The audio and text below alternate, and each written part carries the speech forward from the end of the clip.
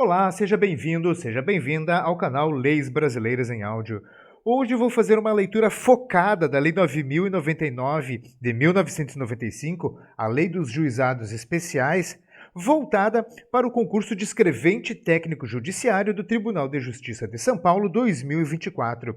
Hoje, a leitura dos artigos 60 ao 83 e 88 ao 89, que constam no edital dentro da parte de Direito Processual Penal. Antes de começarmos, eu faço aqui o convite para que você se inscreva no canal e ative as notificações para não perder nenhum dos vídeos. Ao final desse conteúdo, se ele for importante para você, para a sua preparação, e você quiser me pagar um cafezinho, descubra como você pode fazer isso se tornando membro do canal. É mais fácil e mais barato do que você imagina.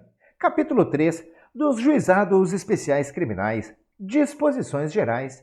Artigo 60. O Juizado Especial Criminal, provido por juízes togados ou togados e leigos, tem competência para a conciliação, o julgamento e a execução das infrações penais de menor potencial ofensivo, respeitadas as regras de conexão e continência. Parágrafo único.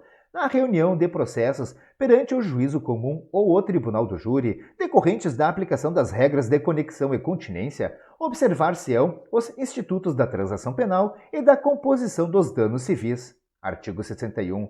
Consideram-se infrações penais de menor potencial ofensivo, para os efeitos desta lei, as contravenções penais e os crimes a que a lei comine pena máxima não superior a 2 anos, cumulada ou não com multa. Artigo 62. O processo perante o juizado especial orientar-se-á pelos critérios da oralidade, simplicidade, informalidade, economia processual e celeridade, objetivando, sempre que possível, a reparação dos danos sofridos pela vítima e a aplicação de pena não privativa de liberdade.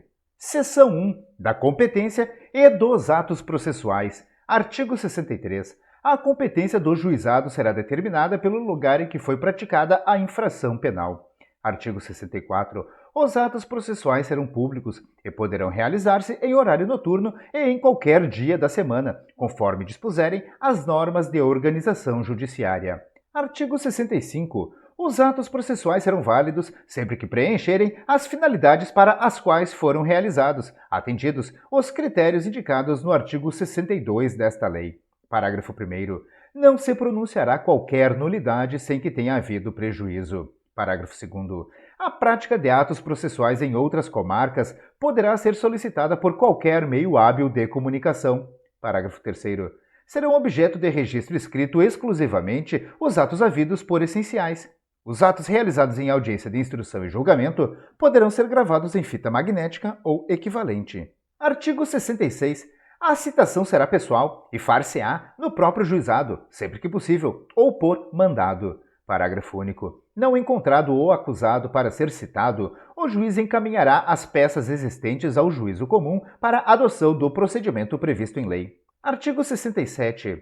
A intimação far-se-á por correspondência, com aviso de recebimento pessoal, ou, tratando-se de pessoa jurídica ou firma individual, mediante entrega ao encarregado da recepção, que será obrigatoriamente identificado, ou, sendo necessário, por oficial de justiça, independentemente de mandado ou carta precatória, ou por qualquer meio idôneo de comunicação.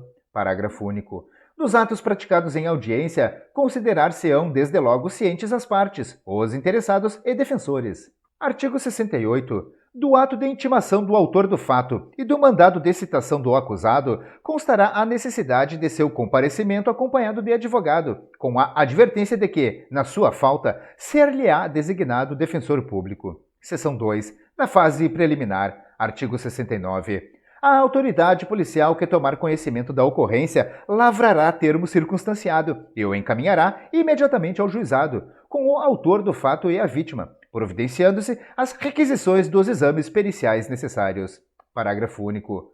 Ao autor do fato que, após a lavratura do termo, for imediatamente encaminhado ao juizado ou assumir o compromisso de a ele comparecer, não se imporá prisão em flagrante, nem se exigirá fiança. Em caso de violência doméstica, o juiz poderá determinar, como medida de cautela, seu afastamento do lar, domicílio ou local de convivência com a vítima.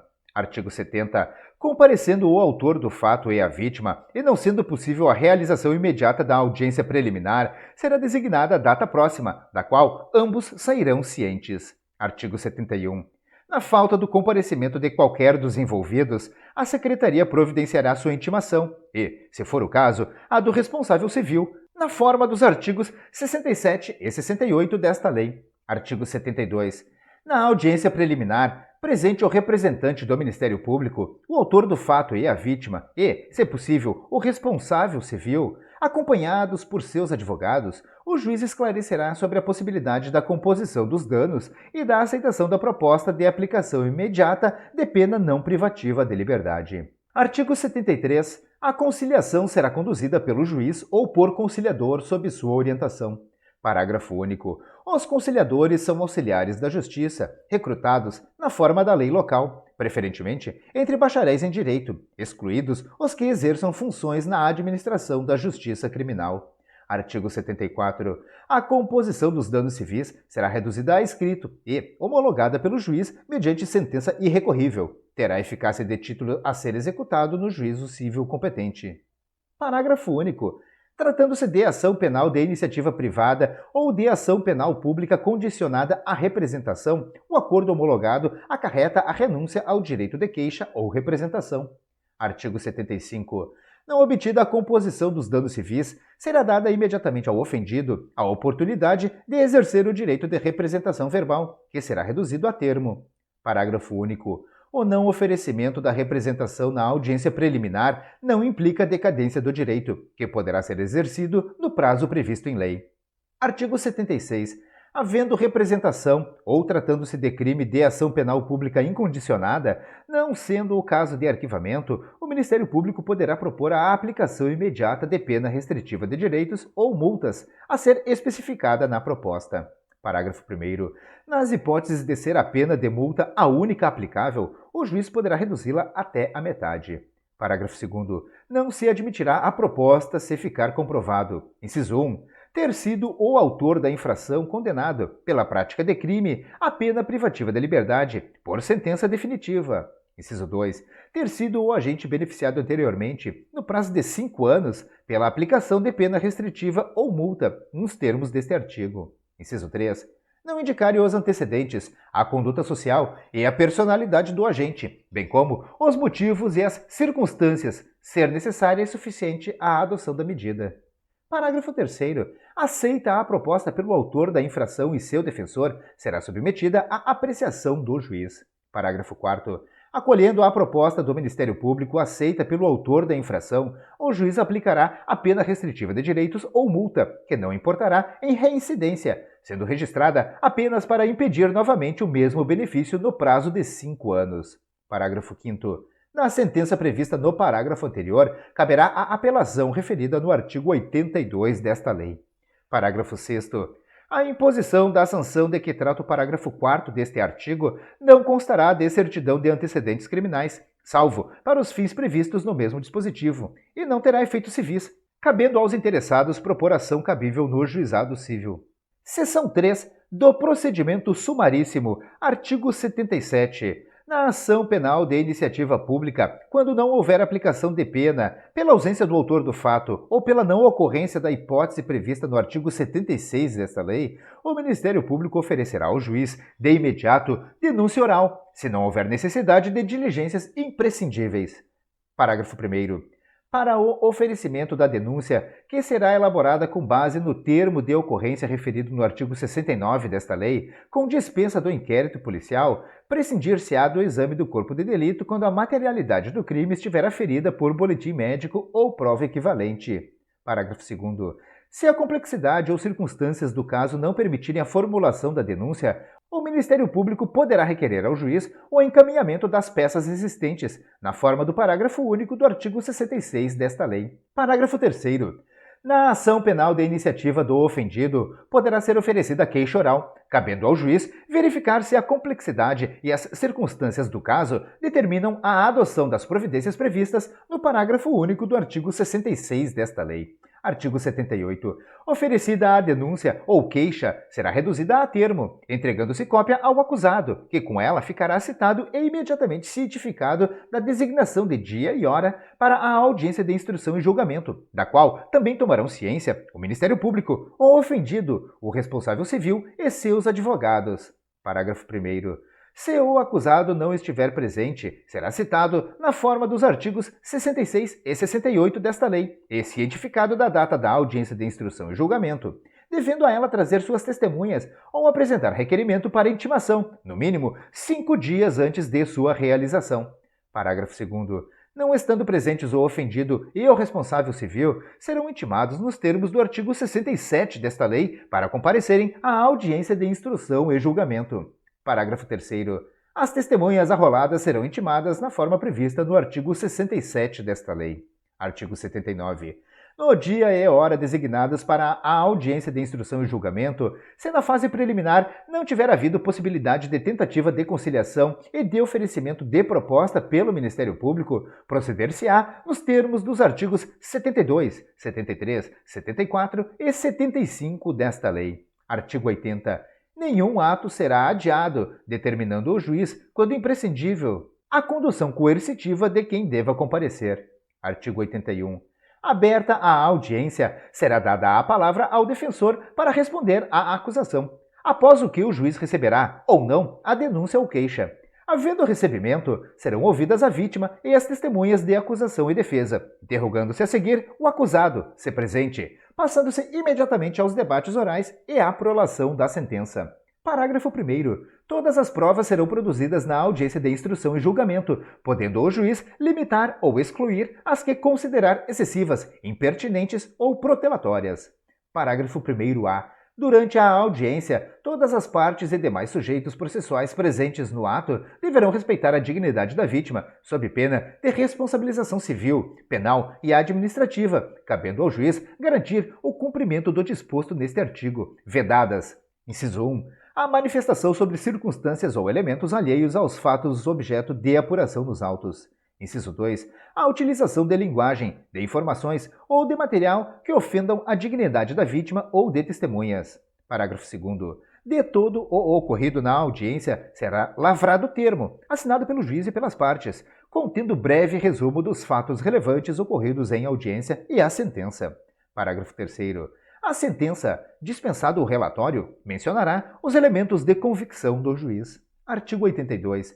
Da decisão de rejeição da denúncia ou queixa e da sentença, caberá a apelação, que poderá ser julgada por uma turma composta de 3 juízes em exercício no 1º grau de jurisdição, reunidos na sede do juizado. Parágrafo 1º. A apelação será interposta no prazo de 10 dias, contados da ciência da sentença pelo Ministério Público, pelo réu e seu defensor, por petição escrita, da qual constarão as razões e o pedido do recorrente. Parágrafo 2º. O recorrido será intimado para oferecer resposta escrita no prazo de 10 dias. Parágrafo 3º. As partes poderão requerer a transcrição da gravação da fita magnética a que alude o parágrafo 3º do artigo 65 desta lei. Parágrafo 4º. As partes serão intimadas da data da sessão de julgamento pela imprensa. Parágrafo 5º.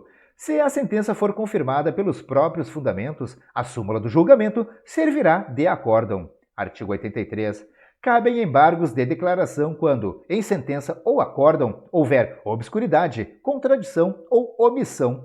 Parágrafo 1º. Os embargos de declaração serão opostos por escrito ou oralmente, no prazo de 5 dias, contados da ciência da decisão.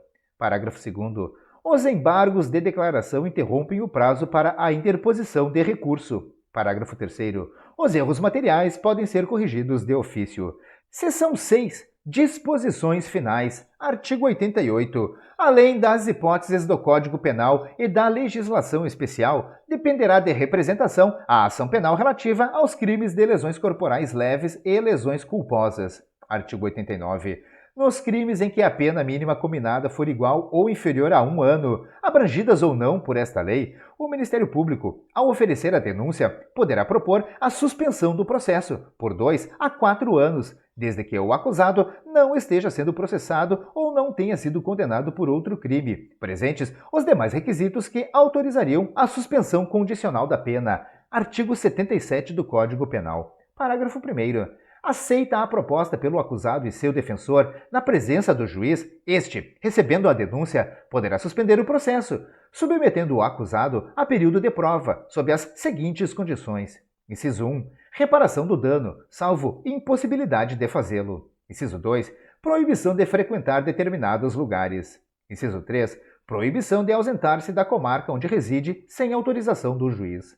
Inciso 4. Comparecimento pessoal e obrigatório a juízo, mensalmente, para informar e justificar suas atividades. Parágrafo 2º. O juiz poderá especificar outras condições a que fica subordinada a suspensão, desde que adequadas ao fato e à situação pessoal do acusado. Parágrafo 3º. A suspensão será revogada se, no curso do prazo, o beneficiário vier a ser processado por outro crime ou não efetuar, sem motivo justificado, a reparação do dano. Parágrafo 4º. A suspensão poderá ser revogada se o acusado vier a ser processado, no curso do prazo, por contravenção ou descumprir qualquer outra condição imposta.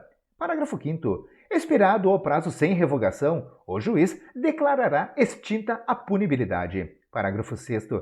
Não correrá a prescrição durante o prazo de suspensão do processo. Parágrafo 7º.